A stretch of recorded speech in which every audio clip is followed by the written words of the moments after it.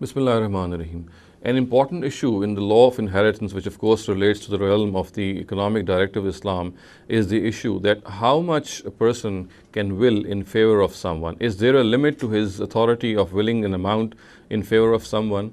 Now, if we study the Quran, we find that there is no such limit. A person can will as much as he wants to in favor of a deceased, of an heir, of course. But however, he must keep in mind that he must do no injustice to any of his heirs by making such a will.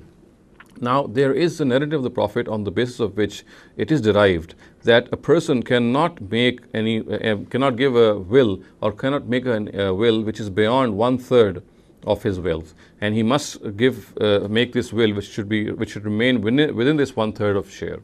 Now, if we study the narrative, we come to the conclusion that this narrative has an entirely different story to tell.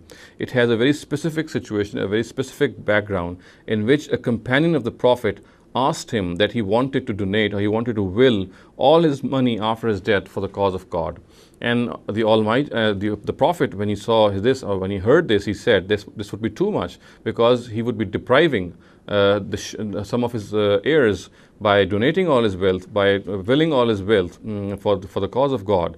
And he said this would not be appropriate. So that person said, that if he does donate or makes a will of 2/3 of his wealth for the cause of God? The Prophet again replied in the same manner, and then that person reduced his amount and said, what if he donates, or if he makes a will of half the amount of his wealth for the cause of God after his death?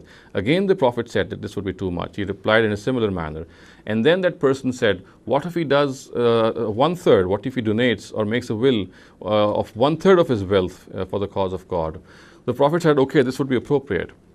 So on the basis of this narrative, it is construed that one cannot make a will beyond 1/3 of his wealth. Now, one can very clearly say that the Prophet in this particular situation, in this particular narrative, was, of course, can be seen, he was replying to one of his companions, keeping in view the situation of that companion. It's not a statement of law. He was not giving a command or a directive to the Muslims in their general capacity and in general sense.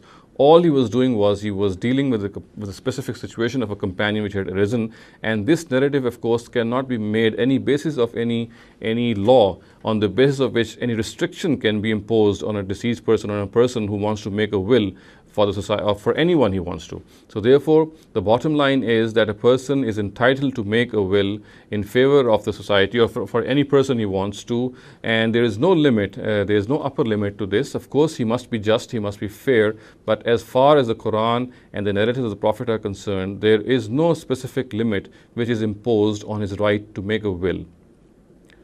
أقول قولي هذا واستغفر الله لي ولكم ولسائر المسلمين والمسلمات.